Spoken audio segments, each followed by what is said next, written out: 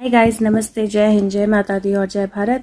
आज हम बात करने वाले हैं 3 मई की एनर्जी की, किस तरह की रहने वाली है, क्या होने वाला है, क्या हो सकता है 3 मई को। और मैं क्योंकि यहाँ पे मेरे पास जस्ट 3 ही डेक हैं तो मेरे को उनको ही यूज़ करना पड़ेगा फ़िलहाल। तो और मैं कार्ड शफल करके नहीं निकाल सकती हूँ, अभी तक स्टिचेस है तो मैं हाथ से निकाल रही हूँ कार्ड्स। तो मतलब सिर्फ पुल करके निकाल रही हूँ कार्ड्स। सो लेट्स सी 3 मई की एनर्जी जो है किस तरह की रहने वाली है, क्या होने वाला है।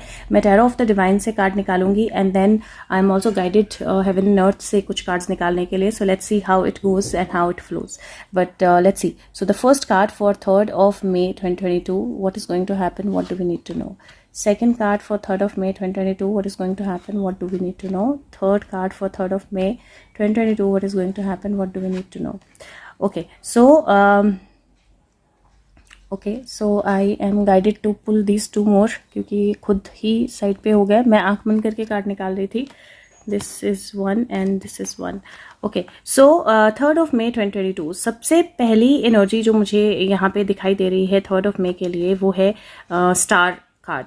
और अगर आप स्टार कार्ड देखेंगे यहाँ पे, मैं डेफिनेटली आपको स्टोरीज भी बताऊंगी, लेकिन अगर आप स्टार कार्ड देखेंगे यहाँ पे तो स्टार कार्ड जो है वो एक छोटा सा मेमना है जिसको उसने गोद में पकड़ा है। शी इज क्राइंग और वो ऊपर आसमान की तरफ देख रही है एंड यू कैन सी उसके बाल जो हैं वो थोड़े से पानी में है और उसका 1 फुट जो है वो पानी में है। स्टार कार्ड जो होता है बैलेंस का कार्ड होता है, ट्रूथ का कार्ड होता है, एनर्जीज के ओपन अप होने का कार्ड होता है, चीज़ों के सामने आने का कार्ड होता है, क्लैरिफिकेशन या क्लैरिटी आने का कार्ड होता है।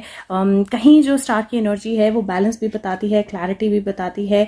कहीं जो स्टार की एनर्जी है वो चीज़ों के ओपन अप होने को भी बताती है और पॉजिटिव रहने को भी बताती है। और ये कार्ड बोलता है कि ये एनर्जी है जो बोलती है कि जो भी चीज़ें हुई हैं अभी तक, जो भी आपके सपने हैं, जो भी रिजेक्शंस हुई हैं, जो भी प्रॉब्लम्स हुई हैं, जो भी सिचुएशंस हुई हैं, जो भी चीज़ें आपके पास में हुई हैं, it is time to get over them. It is time कि आप उस सारे पास से बाहर आए और आप नई डिटर्मिनेशन के साथ फ्यूचर की तरफ जाएं। तो सबसे पहले तो आपने फोकस करना है। आपको स्टोरी मैं बता देती हूँ if you are interested to read.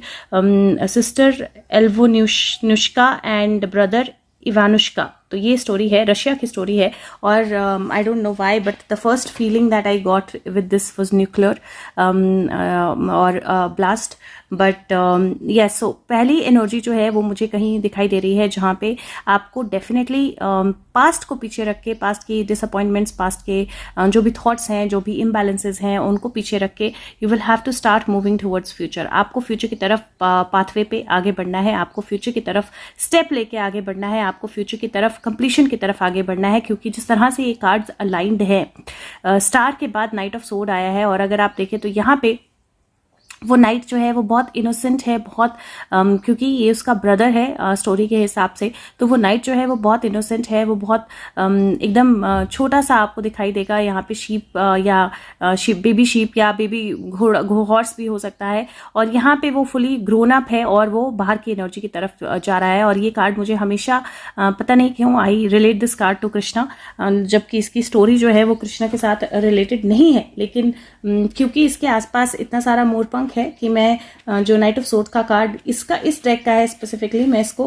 Krishna के साथ रिलेट करती हूँ। और ये कार्ड जो है ये हैंग टू मलेशिया की स्टोरी है और ये कार्ड है जो एक्चुअली जानता है कि जीत कैसे करनी है, जो जानता है कि जीत की तरफ कैसे बढ़ना है, जो डरता नहीं है किसी भी चीज से, जो जिसमें कोई डर नहीं है। और ये एनर्जी है जो मुझे लगता है कि आपको अपने साथ रखनी है 3 May की, जहाँ पे पास्ट की जितनी भी चीजें हैं उनको आपको छोड़ देना है, पास्ट की जितनी भी एनर्जीज हैं उनको आपको छोड़ देना है और एक्चुअली आपको फ्यूचर की तरफ बढ़ना है, नए डिसीजंस की तरफ बढ़ना है, नए स्टेप्स लेने की तरफ बढ़ना है। और वो जो बढ़ना है आगे वो बहुत ज़्यादा ज़रूरी रहने वाला है आपके लिए, क्योंकि उसी के थ्रू जो एक्चुअल ग्रोथ है, जो एक्चुअल चेंज है वो आपको पता लगेगा। क्योंकि अगर आप नेक्स्ट कार्ड देखेंगे तो नेक्स्ट कार्ड जो है वो एक्चुअली वो ग्रोथ है या वो चेंज है जिसके बारे में आपको बहुत बार बोला गया होगा या आपने बहुत बार सुना होगा या आपने बहुतों को सुना होगा लेकिन सुना अनसुना कर दिया गया होगा। ये स्ट्रेस का कार्ड होता है, ये बर्डन का कार्ड होता है, लेकिन साथ में इसकी जो स्टोरी है उसके हिसाब से ये उस इंसान का कार्ड है जिसको बहुत कुछ बोला जाता था, वो सुनता नहीं था, लेकिन अल्टीमेटली जब वो चला गया दुनिया से तो उसकी स्कल के अंदर से एक पेड़ निकला जहां पे बहुत सारी ग्रोथ हुई, और वो स्कल के अंदर से कहां से, कान से निकला। सो मुझे ऐसा लगता है कि बहुत कुछ सुनने को मिलने वाला है, बहुत फास्ट पेस चेंज होने वाले हैं, बहुत सारी न्यूज़ेस, बहुत सारी कॉन्फर्मेशन, बहुत सारी एनर्जीज जो है वो आने वाली हैं। मैं इसकी भी स्टोरी जो है वो आपको दिखा देती हूँ in case you want to read this. ये है टिम्बो ट्री और ये स्टोरी है, तो आप डेफिनेटली देख सकते हो। लेकिन आपको डेफिनेटली मेरे को एक चीज़ जो दिखाई दे रही है वो ये है कि आपको अगर किसी भी चीज़ में हेल्प की ज़रूरत है तो आपको हेल्प लेनी है, सब कुछ खुद करने की कोशिश नहीं करनी है, हर चीज़ का बर्डन अपने ऊपर लेने की कोशिश नहीं करनी है। और somewhere it is very important कि आप जो चॉइस करें वो बहुत बैलेंस रह के करें, बहुत पॉजिटिव रह के करें और बहुत क्लियर रह के करें, क्योंकि डेफिनेटली किसी तरह की चॉइस जो है वो आपके सामने आने वाली है थर्ड की एनर्जी में। तो किसी तरह की चॉइस आपकी तरफ आने वाली है और आपको चॉइस जो है वो बहुत बैलेंस रह के करनी है, क्योंकि टू ऑफ सोर्ड्स का कार्ड सीता माँ की एनर्जी है और उनके पास एक चॉइस थी कि अग्नि परीक्षा देनी है या नहीं देनी है, राइट, और उन्होंने वो चॉइस ली थी। तो ये अग्नि परीक्षा इस बार आपकी हो सकती है, चॉइस आपकी हो सकती है, और पीछे आपको एक मिस्टीरियस क्रीचर भी यहाँ पे दिखाई देगा। तो डेफिनेटली कोई मिस्टीरियस एनर्जी, कोई चेंज की एनर्जी जो है वो डेफिनेटली कल की एनर्जी में, नहीं, थर्ड की एनर्जी में है। और अगर आप यहाँ पे देखेंगे तो स्टार कार्ड जो है वो नंबर 17 का कार्ड होता है, 8 बनता है, 8 + 3 एक्चुअली 11 बन जाता है, क्योंकि ये नाइट का कार्ड है, 12 का कार्ड है, ये 11 बन जाता है और ये 10 है। सो 10 और 11 की एनर्जी ऑलरेडी 3 बनता है। और ये वाला अगर कार्ड आप देखें तो ये 4 की एनर्जी है, ये 2 की एनर्जी है, ये 6 बनता है, टोटल 9 की एनर्जी बनती है, 9 कंप्लीशन होती है। और 10 जो है वो एक्चुअली में 1 और 0 होता है, तो नई बिगनिंग होती है। तो ये जो कार्ड है ये कहीं आपको बहुत क्लियर इंडिकेशन दे रहे हैं दैट एक सेक्रीफाइस जो है, एक चेंज जो है, एक डिसीजन जो है वो डेफिनेटली बहुत कुछ बदल सकता है, क्योंकि जो लास्ट है वो अगेन क्वीन ऑफ सोर्ड्स का कार्ड है। क्वीन ऑफ सोर्ड्स का कार्ड एक्चुअली चाइना की एनर्जी को भी इंडिकेट करता है, और उसके साथ में वॉर की एनर्जी या पुराने पास्ट को दोबारा से रिवाइव करने की एनर्जी और एक्शन के लिए ओपन अप होने की एनर्जी जो है वो भी दिखाता है। और क्वीन ऑफ सोर्ड्स के कार्ड में एक और चीज़ मैं आपको बताऊंगी कि ये मुझे हमेशा एजेंसीज से रिलेटेड लगता है। तो ऐसा लग रहा है कि कुछ बहुत स्ट्रॉन्ग प्रोटेक्शन, बहुत स्ट्रॉन्ग एनर्जी, बहुत स्ट्रॉन्ग मीनिंगफुल मैसेज जो है वो आ सकता है। और जो ये कार्ड है इसका टुरान डॉट चाइना अरबिक स्टोरी है ये।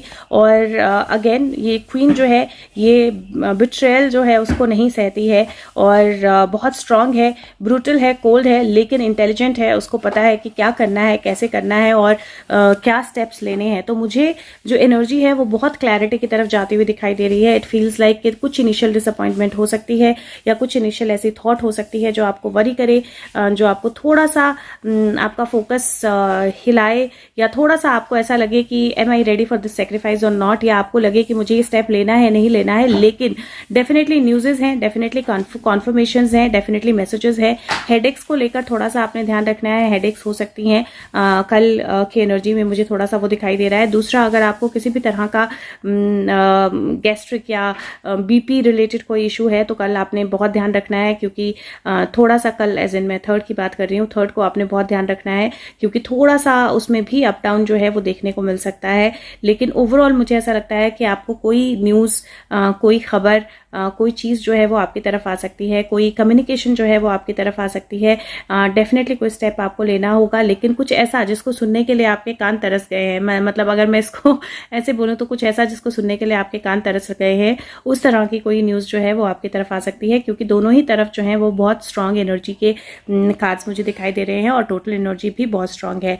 जैसे मैंने बोला कि मैं क्लैरिफिकेशन जो है वो यहाँ से हेवन एंड अर्थ से निकालूंगी, तो एक बार let's see, heaven and earth से मैं शफल करके नहीं निकाल सकती, तो मैं सिर्फ पुल आउट करूंगी card. So let's see heaven and earth से क्या क्लैरिफिकेशन आती है हमारे पास 3rd of May 2020, 3rd of May 2022 की एनर्जी के लिए, 3rd May 2022। सो 2 एंड ये ऑलरेडी 5 कार्ड्स है, तो मैं 3 निकालूंगी क्योंकि 3rd ऑफ मे है और year. So if you see यहाँ पे भी 5 और 10 की एनर्जी आ गई है, बिकॉज ये 9 ऑफ वॉन्ड्स है और ये एस ऑफ सोर्ड है, ये 10 बन जाता है और ये हायरोफेंट है। हायरोफेंट की एनर्जी जो है वो डेफिनेटली किसी तरह की कम्युनिकेशन की एनर्जी होती है, किसी तरह के मैसेजेस की एनर्जी होती है, अथॉरिटीज़ की एनर्जी होती है। यहाँ बुल है, यहाँ पे एलिफेंट है, ये मुझे कार्ड पता नहीं क्यों मोदी जी जैसा लगता है, और यहाँ पे कबूतर उड़ रहा है जो पीस का साइन है, लेकिन साथ में the king is very very determined, और उसके सर के ऊपर अगर आप यहाँ पे देखेंगे, एक मिनट यहाँ पे, तो यहाँ पे कुछ नेल्स बनी हुई हैं, and 1 2 3 4 5 6 7 8 9, I think they are 9, 1 2 3 4 5 6 7 8 9, yes they are 9।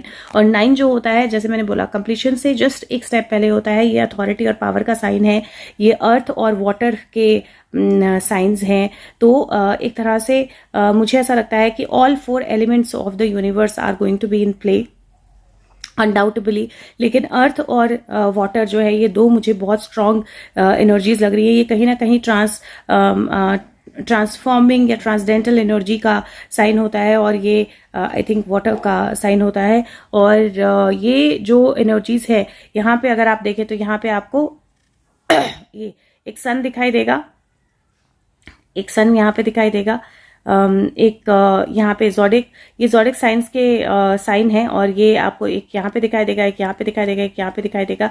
मेरे को मीनिंग्स अभी मैं नहीं बता सकती हूँ आपको, क्योंकि मुझे भी पढ़ने पड़ेंगे, लेकिन आइडली ये 3 साइंस जो है, 3 स्टेयर केस जो है, 3 स्टेप्स जो है वो दिखाई दे रहे हैं, एंड द कीज। सो यहाँ पे कीज लेके 3 steps if you go up then you have all the answers, और वो मुझे आते हुए दिखाई दे रहे हैं ऑफ 3rd ऑफ मई को। यहाँ पे एस ऑफ सोर्ड्स है, बादलों में से एक हाथ निकल रहा है, उसके अंदर एक तलवार है, अ किंग राइजिंग और द क्राउन टेकन अवे, और यहाँ पे 9 ऑफ वॉन्ड्स की एनर्जी है, great strength, and this is a card जहाँ पे आप वेट कर रहे हो एक फाइनल स्टेप के लिए। तो मैं ये नहीं बोलूंगी कि something is going to be finalized in your life, लेकिन हाँ मैं ये डेफिनेटली बोलूंगी that the energies are such where कुछ initial disappointment, something that you've been waiting for to hear from a long time is coming. So a news, a message, a communication, something is coming, and it will require you to take a step. It will require some kind of sacrifice. It will require some kind of decision. तो आपकी life में कोई ऐसा step, कोई ऐसी खबर, कोई ऐसी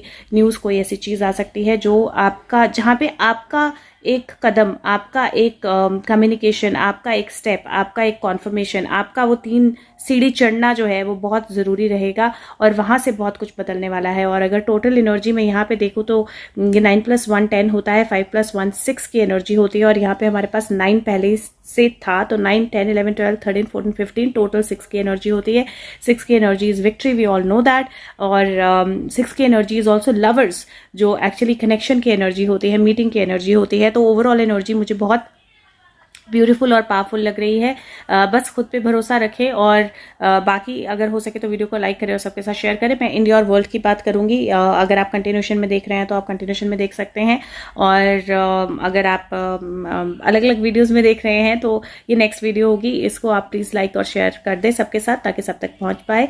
और बात करते हैं इंडिया और वर्ल्ड के लिए क्या होने वाला है 3rd ऑफ मई को।